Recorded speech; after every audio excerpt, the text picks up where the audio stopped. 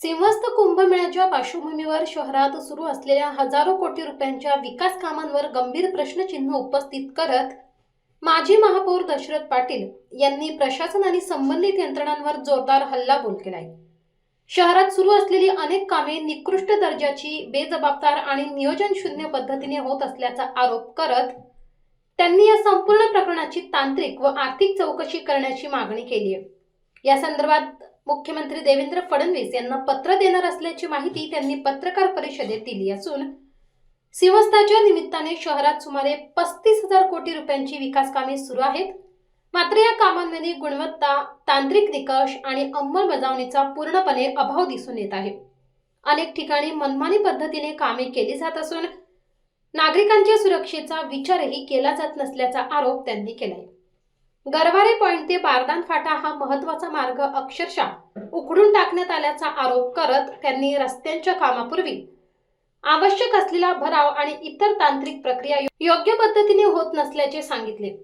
गरवारे ते बारदान फाटा ते अशोक स्तंभ, महिंद्रा सर्कल, त्र्यंबक नाका तसेच पिंपळगाव बहुलाकडे जाणाऱ्या प्रमुख मार्गावर मोठ्या प्रमाणात खोदकाम सुरू असल्याने शहरातील वाहतूक व्यवस्था कोलमडली असून नागरिकांना प्रचंड मनस्ताप सहन करावा लागत असल्याचे त्यांनी नमूद केले।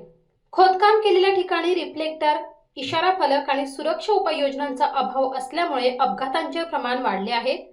गेल्या काही दिवसात सातपूर परिसरात अशाच निष्काळजीपणामुळे 3 ते 4 नागरिकांना जीव गमवावा लागल्याचा गंभीर दावा पाटील यांनी केलाय। तरी देखील प्रशासन आणि संबंधित विभागांकडून कोणतीही ठोस दखल घेतली जात नसल्याची खंत त्यांनी व्यक्त केली। सिंहस्थाशी संबंधित सर्व विकास कामांची स्वतंत्र चौकशी करून निकृष्ट दर्जाच्या कामांसाठी जबाबदार अधिकारी आणि कंत्राटदारांवर कठोर कारवाई करावी, अन्यथा भविष्यात नागरिकांच्या रोषाला प्रशासनाला सामोरे जावे लागेल असा इशाराही दशरथ पाटील यांनी दिलाय। आपलं नाशिक शहर भारताच्या नकाशावरती कुंभमेळ्याच्या माध्यमामधून विकासाच्या संधीने आणि कुंभमेळा हे श्रद्धेचं माहेरघर आहे नाशिक आणि विकासाची आशा ही सामान्य नाशिककरांची, जनतेची, सगळ्यांची आहे। ज्यावेळेस कुंभमेळा येतो त्यावेळेस राज्य सरकार, केंद्र सरकार यांचं धोरण असतं की कुंभमेळ्याच्या निमित्ताने निधी द्यावा आणि शहराच्या विकासाला गती मिळावी ही भावना सरकारची असते। आज परिस्थिती असे राज्य सरकारच्या वतीने माननीय मुख्यमंत्री, उपमुख्यमंत्री हे कायम सांगत असतात, कामाचा दर्जा, कामाची क्वालिटी, क्वांटिटी नीट सांभाळा आणि विकासाची पावलं चांगली उचला।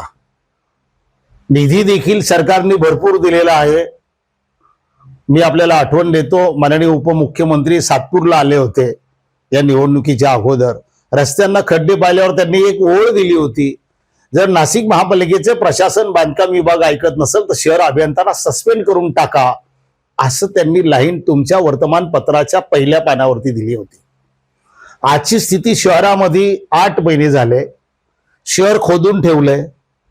लोक स्वीकारत होती, हरकत नाही, आपल्या शहरामध्ये महापालिका प्रशासन काम करते, करून दिलं पाहिजे, संधी दिली पाहिजे।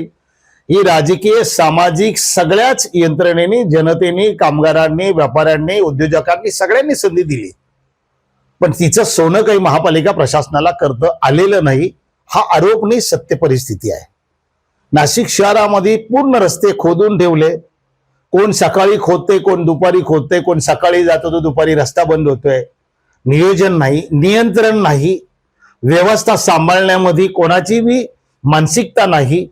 आज Garware point, Ambad link road, papaya nursery, Ashoknagar, Shramik Nagar, Shivajinagar, Bardan Phata ते गंगापूर रोड आणि कॅनल रोड आणि त्र्यंबक रोड, राजदूत हॉटेल पासून पंचवटीतले अनेक ठिकाणी रस्ते खोदून, कुठेही बघा तुम्ही, बाबानगरला जा ते स्थिती, कुठेही शहरात जा, लोकांचा विरोध कामाला नव्हता आणि नाही। परंतु जर लोकांची वाहतूक कोंडी कशामुळे होतीये, एक रस्ता खोदायचा, मग भले तो भूमिगत गटारला असेल, दुसरा पाण्याच्या पाईपलाईनला असेल, हा खोदायचा आणि एकेरी वाहतूक करायची, याचे खडे उडवून त्या रस्त्यावर एकेरी वाहतूक मध्ये जणू काही ठेकेदारांना वर्क ऑर्डर जी दिलेली आहे, अटी शर्तीचा जो भंग होतोय, उल्लंघन होतंय, फक्त माध्यमांमध्ये बातम्या येत आहे, कारवाई करणार, दंड करणार. अहो, कारवाई दंड ते हे देशातल्या सरकारने ब्रिटिशापासून चालू ठेवलेलं आहे. दंडाने लोक बदलत नाही. व्यवस्था बदलायची असेल तर क्वांटिटी क्वालिटी काही दिसत नाही. एकेरी वाहतूक केली, डब्यांमध्ये लाकडं लावली, जणू काही हरसुल्ला रस्ता चालू आहे, कमी बजेट आहे. अहो, नॅशनल हायवेचे इस्टिमेट धरलेले आहे आणि कुशाल म्हणताय बिलो गेली. अहो, टेंडर प्रमाणे तुमची कामं होत आहे का? जी 3-3 फुटाची खोदाई आहे, त्या खोदाईमध्ये कुठेही अगोदर मुरुम टाकून रोलिंग मारावं लागतं, त्याच्यावरती क्युरिंग पाणी मारावं लागतं, पुन्हा त्यावरती जीएसबी टाकायची, इस्टिमेटला जीएसबी आहे, पुन्हा रोलिंग मारायचं, पुन्हा मुरुम टाकायचा, पुन्हा रोलिंग मारायचं. हा 6 ते 9 इंचाचा थर असतो. इथे इतकं बिंदास काम चालू आहे. गाडी येते, त्या खोदलेल्या रस्त्यामध्ये डंपर तो खाली होतो, एक जेसीबीनी लेवल करतो, कोणीतरी एक लेबर ते रोलर आणतो, वरती मारतो. पाण्याचे टँकर उभे, पण क्युरिंग मारलेली नाहीये, पाणी मारावं लागतं, दर थर दाबून घ्यावा लागतो. त्याला चांगल्या प्रकारचा दाब देऊन त्या रस्त्याची क्वालिटी इन क्वांटिटी दोन्ही वे एकही मटेरियल त्यामध्ये ब्लॅक खडी, याच्या स्पॉटेड खडी आहे. 40-80 जिथं वापरायची नाही, जिथं जीएसबी आहे तिथे 80-40 वापरली, कारण की तो माल पोकळ असतो आणि तो बसला म्हणजे त्याची क्वांटिटी कमी लागते. जिथे तिथे डायरेक्ट गाडी खाली करून एकही ठिकाणी क्वांटिटी पूर्ण एस्टिमेट प्रमाणे नाहीये. वर्क ऑर्डरचं सगळं उल्लंघन होते, अटी शर्तीचा भंग होते. याकडे प्रशासनाचा एकदम कानाडोळा आहे. कुशाल राजकीय पुढाऱ्यांसारखे फोटो काढतात, तुमच्याकडे देतात आणि फोटो छापून आणतात, रेकॉर्डला फाईल तयार करू राहिले. ही फाईल तुमची चालणार नाही. तुम्हाला इशारा देतो, कुंभमेळ्यासाठी जरी लोक संयमाने घेत असले वाहतूक कोंडीमध्ये, आता शाळा सुरू झाल्या, या 15 जून पासून शाळा सुरू झाल्या, पोरग घरी वेळेवर जात नाहीये, बस शाळेची कुठून टाकायची कळत नाहीये, आई वडील दरवाजात उभे, कामगाराला पोहोचता येत नाहीये. मला सांगा, 4 अपघात झाले. अंबाड लिंक रोडला एक जण वारला, त्याचे काही 2-1 महिने झाले. पापाय नर्सेजवळ ट्रकने उडवला. तिसरा श्रमिक नगरला 1.5 महिन्यापूर्वी वारला. आता एक सैनिक वारला या महेंद्राच्या गेट समोर गायत्री स्वीटच्या तिथे. तो सैनिक, तर त्याला अँब्युलन्स मिळाली नाही 1.5 तास. त्याच्यानंतर तो रिक्षात नेला तो बिचारा सैनिक. त्या दिवशी तुम्ही माध्यमांनी, काही लोकांनी सैनिकाचा अपघात झाला ही सोजवळ जी बातमी ती लावली, त्यावेळेस अनेकांना समजलं, आम्हाला तर रात्रीच कळलं. दुसऱ्या दिवशी सैनिकाचा अंत्यसंस्कार झाला, माझ्या डोळ्याचं ऑपरेशन होईल, तर तरी मी तिथे, मला सांगितलं का तुम्ही दारावरती जाणार आहे, म्हटलं मी जाणार. मी तिथे गेलो 15 मिनिट. त्यांनी सांगितलं आम्हाला 1.5 तास अँब्युलन्स मिळाली नाही. दवाखान्यामध्ये जाईपर्यंत रक्त सराव इतका डोक्याचा झाला, पायाचा झाला, पायाला मार होता, डोक्याला होता. पोलिसांनी त्यावेळेस गुन्हा दाखल केला, परंतु तो सदोष मनुष्यवधाची गुन्ह्याची मागणी होती कुटुंबाची. तो सैनिक आहे, त्यांनी काश्मीरच्या सीमेवरती जबाबदारी पार पाडेल असताना त्याच्या शहरामध्ये, त्याच्या देशामध्ये, त्याच्या गावामध्ये त्याला जर सुविधा मिळाली नाही, त्याचा जीव गमावा लागला. कुठं होतं समाजकार्य, कुठं होतं महापालिकेचं प्रशासन, कुठं होती महापालिकेची अँब्युलन्स? महापालिका धंदा करण्याची व्यवस्था नाही. महापालिकेचा अर्थ स्वायत्त संस्था, स्वतःच्या पायावरती महिन्याला जनरल बॉडीच्या सभेवरती दरवेळेस अडी अडचणीचा विषय घेऊन मार्गी लावणारी ती महापालिका म्हणजे स्वायत्त संस्था. नाही काही करता आलं. शेवटी मला कळलं 12 तारखेला गुरुवारी ते कुटुंब, सैनिकाची बायको पोलीस स्टेशनला 11 वाजेपासून 5 वाजेपर्यंत होती, गुन्हा दाखल झाला नाही. पुन्हा शुक्रवारी ती 11 ते 7 वाजेपर्यंत होती, मग तो गुन्हा दाखल झाला. कोणावरती? ठेकेदारावरती. तर मला त्या ठेकेदाराचं नाव द्या. आता काय माहिती त्या कुटुंबाला ठेकेदार कोण आहे?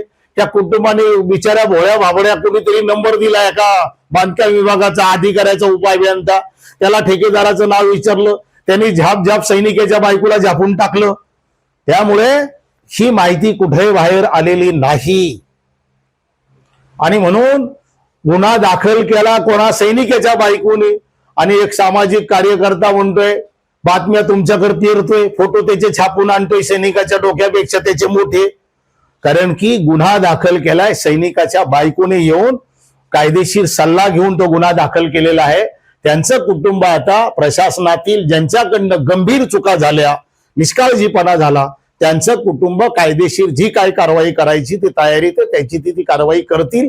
त्यांना सामाजिक आणि एक सैनिक म्हणून त्यांना मी सांगितलंय, तुम्हाला काही अडचण असो आम्ही मदत करू. किती अपघात, पाय मोडले, आता हे तर जे पोलीस स्टेशन पर्यंत गेले त्या गुन्हे नोंद झाले. अनेक लोक मोडून तोडून पडले, कामगार, व्यापारी, सामान्य शेतकरी, तुमच्यासारखा माणूस. हे जर घडत असेल तर हे माननीय मुख्यमंत्र्यांना आणि उपमुख्यमंत्र्यांच्या आदेशाची पायमल्ली आहे हे स्पष्ट यातून सिद्ध होत आहे.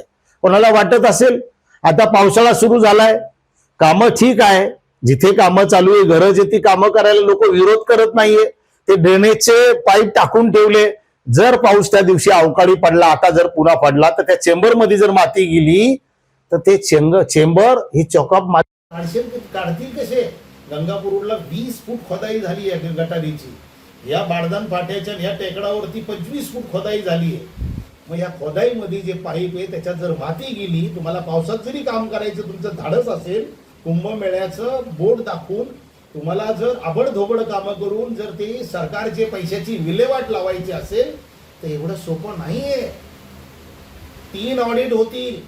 एक महापालिका प्रशासनाचं, दुसरं लेखापरीक्षण होईल, तिसरं महाराष्ट्र शासनाचं जे नेमलेलं आता प्राधिकरण आहे त्याचे अध्यक्ष जे काही गेडा मायाचे कोण शेखर सिंह आहे, कलेक्टर आहे, हे ऑडिट दुसरं होईल. तिसरं ऑडिट महाराष्ट्र शासनाचं होईल. चौथं ऑडिट केंद्र सरकारचं होईल. आणि मी तुम्हाला प्रशासनाला नाशिक महापालिकेचा इशारा देतो. मी फक्त माननीय मुख्यमंत्री, माननीय उपमुख्यमंत्री यांनी दिलेल्या आव्हानाला नाशिकचे लोक प्रतिसाद देत आहे. त्यांना दूध खोळे आणि वेडे समजू नका. लोक मरण पावताय, लोकांचा अपघात होतोय. आणि सामान्य मेले तुम्ही काही केलं नाही, पण एक सैनिक मेला त्याच्यासाठी पण काही केलं नाही. आणि म्हणून या सगळ्या परिस्थितीचं निमित्त त्या सैनिकाच्या ह्याने मला पुढे यावं लागलं. सातपूरला पत्रकार परिषद घेण्याचं कारण तुमच्या सातपूरच्या गल्लीमध्ये दरवाजामध्ये घडलेली घटना आहे.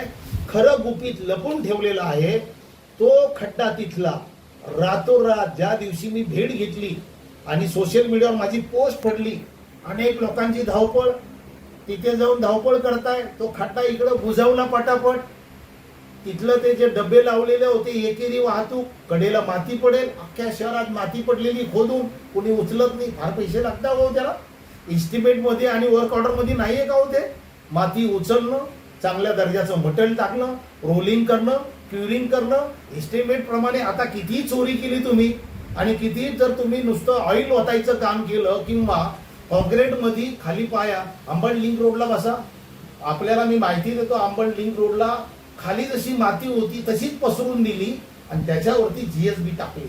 इथे बाळदान फाटा ही बघा तुम्ही, निगळ पार्क आहे, ओरसाय म्हणजे जी 40 खडी आणली आणि ती तशीच डंपरनी टाकली आणि जेसीबीनी पसरून दिली. सगळ्या ठिकाणी कुठेही रोलर मारण्याचं काम, जे जे थर आहे 9 इंचाचे 6 इंचाचे मुरमाचे, त्याच्यावरती मुरमाचा एवढा थर नसतो, मुरमाचा थर 6 इंचाचा असतो आणि तो दाबल्यानंतर तो 3-4 इंचाचा होतो.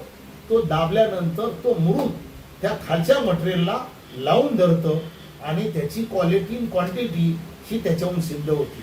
असं नाशिक शहरामध्ये क्वालिटी नाही, क्वांटिटी नाही, क्युरिंग नाही आणि काय रोलिंग नाही, काय होत नाहीये. चाललेली कामं आहे, फोटो छापताय. म्हणून या ठिकाणी संपूर्णपणे महापालिका प्रशासन याला जबाबदार आहे. मी लोकप्रतिनिधींना जबाबदार धरण्याचं कारण आज का धरत नाहीये, सरकारच्या आव्हानाला ते देखील प्रतिसाद देत आहे. काही आहे त्याच्यामध्ये चोर भामटे 2-5, हे चोर भामटेच लुटताय. बाकी माझं म्हणणं आहे 90% बिचारे लोकप्रतिनिधी नाविलाजाने आपलं सगळं बिचारे समजून घेत आहे आणि त्या विकासाकडे डोळे लावून नागरिकांप्रमाणे तेही बसलेले आहे. त्यामुळे मी त्यांनाही दोष देत नाही. महापौर बिचारी महिला आहे, ती चांगलं काम करण्याचा प्रयत्न करते, परंतु तिला देखील जो प्रतिसाद द्यायला पाहिजे, महापौरांबरोबर कमिशनरनी, प्रशासनाने सोबत गेलं पाहिजे. म्हणजे जे लोकांनी तक्रारी केल्या त्याच्या धोरणात्मक निर्णयाची अंमलबजावणी करता येते.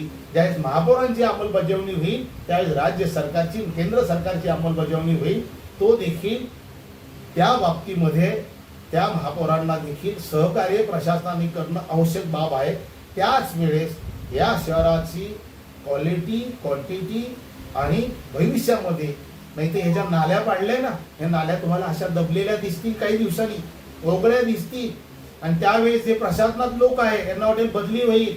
तुम्ही कुठेही जा, या रामाच्या नगरीतला दशरथ तुम्हाला तेवढं सोयीस्कर जाऊन देणार नाही, अख्खं वकावं लागेल. सरकार आज हे आहे यांच्या माध्यमातून किंवा केंद्र सरकारच्या हे तुम्हाला वकावं लागेल. आजच मी सांगतो, संधी आहे, सोडू नका, कामात सुधारणा करा, चांगल्या प्रकारचे दर्जेदार कामं करा. ह्या माझ्या प्रशासनाला सविस्तर मी अनुभवातून बोलतोय, मी नुसतं असं बोलणार नाही. हा कडक माझा इशारा आहे. आज सातपूरच्या सगळ्या पत्रकारांना मला वाटतं 30-1 लोकांना बोलवलं होतं, त्यामध्ये 5 पांडव आले, 25 लोक जी असेल मेसेज टाकलेली. उद्या मी सोशल मीडियावर उद्या किंवा परवा सोयीस्कर घेईल. जे ज्या माध्यमाला कळवेलं होतं ते त्यांच्या संपादकांना त्यांची अडचण सांगतील, त्यांना कुठं स्पीडब्रेकर लागलं होतं, काय कामात होते ते त्यांना खुलासा करतील. तुमच्या संपादकांशी मी बोलेल. त्या दशरथ पाटलाची प्रेस बातम्या छापण्याची नाहीये, प्रचाराची नाहीये, प्रसिद्धीची नाहीये, घडत असलेल्या शहराच्या परिस्थितीवरची आहे. त्यामुळे तुम्ही देखील भरपूर जण वर्तमानपत्रात लिहिताय, पण ज्यांनी कर्तबगारी बजवेले, ज्यांनी 66 अवघ्या कोटीत कुंभमेळा करेले आणि महापालिकेच्या उत्पन्नावर हा काही 35,000 कोटीचा कुंभमेळा नव्हता दशरथ पाटलांनी केलेला. त्यामुळे बोट ठेवून मी पुन्हा एकदा माननीय मुख्यमंत्री यांना आपण एक 7 दिवस देऊ, याच्यात काय सुधारणा होती, नाही तर कडक नाशिक शहरातल्या माझ्या कार्यालयामध्ये प्रेस घेऊन त्यामध्ये फेसबुक लाईव्ह ठेवून राज्य सरकारच्या मुख्यमंत्र्याला टॅग केल्या जाईल, उपमुख्यमंत्र्यांना टॅग केल्या जाईल, चीफ सेक्रेटरीला टॅग केल्या जाईल, केंद्र सरकारला टॅग केल्या जाईल आणि व्हिजिलन्स कमिशनरला टॅग केल्या जाईल आणि मग ती प्रेस घेतल्या जाईल. उघडा डोळे पहा नीट अशी म्हणण्याची त्या दिवशी मी 7 दिवस आज आपल्या माध्यमातून या नाशिक महापालिकेच्या प्रशासनाला सुधारण्याचा आणि कामामध्ये बदल करण्याचा. आणि आता पावसामध्ये त्या दिवशी पाऊस पडला, एक जरी झिमझिम पाऊस पडला, धडाधड लोक रस्त्यावर पडतील, अपघात होतील. आणि किती लोक मारणार तुम्ही? लोक मारायची वाट पाहताय का? असं नाहीये. तुम्ही फक्त फोटो काढून एखादा रस्ता खोदला, उकारला म्हणजे शहराचा दर्जा तपासला हे डोक्यातून काढून टाका. तो एक रस्ता कच्चा काहीतरी उकरून तुम्ही देखील पुढारी बनू नका. प्रशासनातले लोक तुम्ही सुधरा, माझा इशारा आहे. आणि सुधारले नाही तर तुम्हाला माहित नसेल, इथून 4 कमिशनर 6-6 महिन्यात गेले. आम्ही इशारा देऊन टाकतो तुमच्या माध्यमामधून. हा माझा कडवट आणि नाशिककरांच्या मनातली बोली भाषा आहे. दशरथ पाटलाला आता काही मिळवायचं नाहीये, तो 62 पास झालाय. आता बोनस आहे, बोनस खेळतोय, नाशिककरांसाठी खेळेल, जनतेसाठी खेळेल, लोकांच्या हितासाठी खेळेल. आणि मुख्यमंत्र्यांनी काढलेले जे काही उद्गार आहे, दर्जा आणि क्वालिटी ही होत नाहीये. याबाबत सविस्तर मी 7 दिवसांनी माननीय मुख्यमंत्र्यांना मेल करीन, लेखी पत्र पाठवीन किंवा सोशल मीडिया, सरकारचा तिसरा डोळा सोशल मीडियावर आहे, ते रिपोर्टिंग त्यांना करतील, उपमुख्यमंत्र्यांना आणि मुख्यमंत्र्यांना आणि चीफ सेक्रेटरीला. हे माझा आज खरा हेतू हा होता. पण मला दुःख आहे, सातपूरच्या 30 पत्रकारांपैकी अवघे 5 झाले. तुम्हाला धन्यवाद. ते कुठं अडकले असतील तर त्यांनाही धन्यवाद. कोणी जर समजा मेलं बिलं त्यांना म्हणा, दुसऱ्या दिवशी त्यांच्या बातम्या छापा फक्त, बाकी तो मेला कसा एवढंच पाहत राहा, असं माझं सांगणं आहे.